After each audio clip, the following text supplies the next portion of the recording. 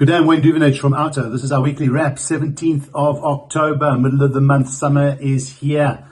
It's heating up, but it's heating up across all fronts on the corruption front, let me tell you. Let's get straight into it. There's quite a few things that have happened this week which are of interest in the space that we work. The first one being Tembisa Hospital. Again, this has not left us since the SIU put out its temporary report or its interim report a couple of weeks ago. But this week we saw the Panyaza Lesufi, the Premier, announce the suspension this week of Malatana, Lesiba Malatana. Now, he is a senior manager in the Department of Health, and it would appear that his involvement in the Tembisa matter is not 100% the reason why he was suspended. I think we need a little bit more clarity there, but it's almost couching this suspension as they're doing something now in the Department of Health. Well, one suspension doesn't cut it for us. So when over 2 billion rands of funds were just looted, hundreds of people, according to the SIU report, implicated inside the system, big connections and networks and syndicates on the outside, and aside from one where there seems to be some accountability that's taking place and assets being seized, there's far more than that has to happen. And so it's important for us that we see meaningful accountability. The hard truth is that we don't believe the department when they say that they have introduced processes that are going to stop the corruption, that are going to red flags and new systems, warning systems that are going to prevent this type of thing from happening again. What we need to see, the real test of this, is the blacklisting of all those companies, all their directors and all the individuals that are involved. We want to see prosecutions, full, relentless recovery of the assets and meaningful institutional reform in this department. So, the people of this country deserve a lot more than what the department has done so far. More so Babita Diokran, who lost her life in exposing this rot from the outset 4 years ago. So lots more we want to see happening there. Obviously, what is attracting a lot of attention is what's happening on the Madlanga Commission and the Ad Hoc Committee that's playing out in Parliament. And the parallel system really looking at and probing the same thing, the rot in the South African police services. And this week saw good more revelations as to what's been happening. At the Madlanga Commission, we pretty much saw that Fani Masamola's appearance has largely corroborated that from Mchunu, as has Dumisani Khumalo from Crime Intelligence, identifying a big five or some criminal cartels that have infiltrated the police, but also involved in drug trafficking, tender fraud, contract killings, and just general influence over state structures. These are serious concerns, which almost, I say it a little bit flippantly because it just seems to be something that we either are aware of or we know of, and it's it's passé, but it isn't. This is explosive stuff, and if this matter gets to the core and gets to where we want it to go to, well, then that's going to be meaningful, and hopefully this doesn't become a talk shop and a charade and a lot of opinions being expressed and nothing comes from it. And that's the big danger here. So we really need to see this commission getting the facts and removing the hearsay and removing the opinions that and the emotion that comes out of this. I think what is quite interesting, though, is Parliament's Ad Hoc Committee that's looking into this appears to be doing a better job at what's happening here. I mean, we've seen 6 days now of relentless questioning by MPs who seem to do good research on this matter. We've seen Lieutenant General Shadrach Sabir, amongst others, being interviewed or grilled, intense questioning. Yes, what is important is that he now, Shadrach Sabir, that is has indicated that he does know and has had contact with Matlala and Mkhotsi, 2 people fingered in these infiltration allegations. And while he claims this to be at a professional level and nothing sinister, well, there seems to be some inconsistency coming out in his testimony, evading some of the answers, or evasive answering to some of the questions.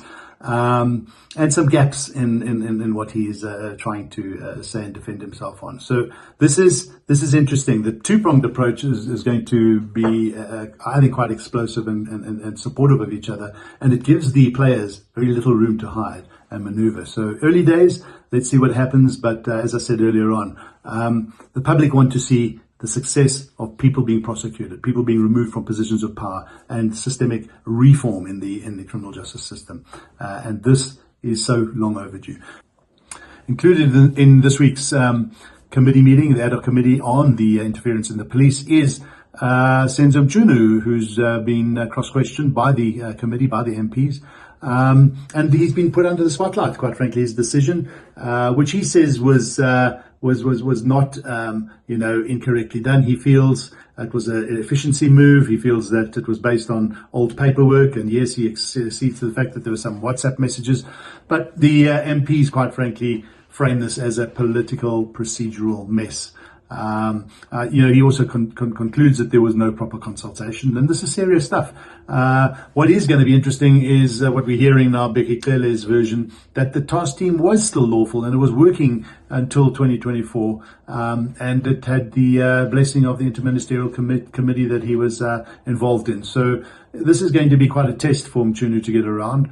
But I guess, behind all this bureaucracy sits a simple question, who is benefiting from when a specific task team is quietly disbanded or switched off? We have serious questions around due process not being followed in this country across many sectors in government, and this is one that's unfolding, and I think Mchunu is in the hot seat. Another matter that has played out is playing out this week, and is serious for us, and we've been talking about this for some time, is the Sectoral Education Training Authority. There are scams there that have been unfolding for many years. But what we're worried about now is some backroom sort of interference in the potential or the appointment of CEOs at these SETAs. Now, let me just go back a little bit. The SETAs, Sectoral Education Training Authorities, 21 of them spending just over 20 billion rand a year of skills development levies. It's good in the sense that it was set up to enable business to claw back some of that levy that they pay, only if they do meaningful training, put in meaningful training programs, and help uplift and bring the youth into sector-specific qualifications that help them get jobs. This is so important. It really is an important and supposed to be a meaningful program in this country. But it isn't. And what we have seen is that it has been infiltrated as well by networks of people put in place to just plunder, steal. But besides that, what has happened is that a lot of these SETAs have lost their way, and they have they have discretionary spending that is granted to the executives in a way that is being misused, plundered.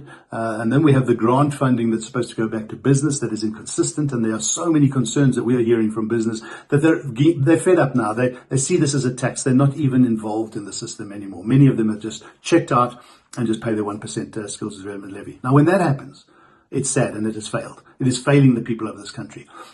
The minister knows this. Buti Manamela, the third minister in just over a year and a half in the space, or less than a year and a half, now realizes that something has to be done. But what we are concerned about is there's an attempt to shoe in 7 of these CEOs at some of these SETAs. Some of these SETAs have been found grossly wanting by the Auditor General as well, with qualified audits, and yet there seems to be this attempt to allow these 7 CEOs to come back in. The one specifically that we have an objection to is the SETA CEO, Gugu Mkhize, who we have found wanting and has not answered all our questions pertaining to a number of contracts that have been issued and gross maladministration.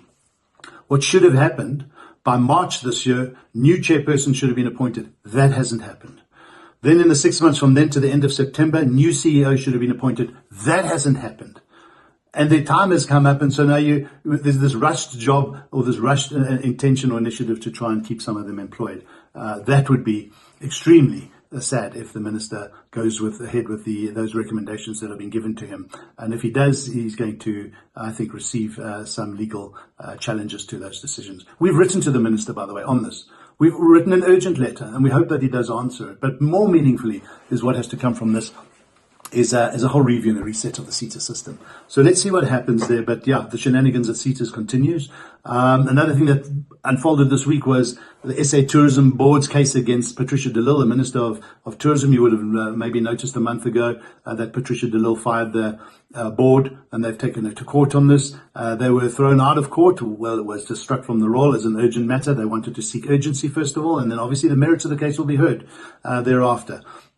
Not really. It's disappointing, but it doesn't deter from the fact that the merits still have to be heard. We believe this case by the board is very strong against the minister. We believe the minister did overreach and did interfere in the processes of what's happening at SA Tourism, and the board was right to do the work that they were doing. So let's see how this unfolds, and hopefully this matter will be heard in court by December, when the process of appointing a full-time new board is supposed to take place.